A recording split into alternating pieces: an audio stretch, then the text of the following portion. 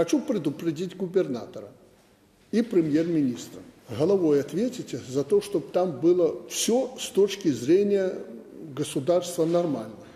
Притом вы передавать, продавать, особенно продавать предприятия должны как свои. Конечно, Женя Баскин хочет получить подешевле, но это естественно. Как бы он там ни говорил нам, что да, он заинтересован, он патриот. Конечно, заинтересован. Но зачем платить лишние деньги? Это естественно. Поэтому как инвестор, Савушкин продукт или Баскин хотят получить подешевле. Но вы должны, откровенно говорю, продать подороже. Это, по-моему, нормальный вариант. Но мы должны понимать, что главное ведь не получить какие-то деньги от этих предприятий.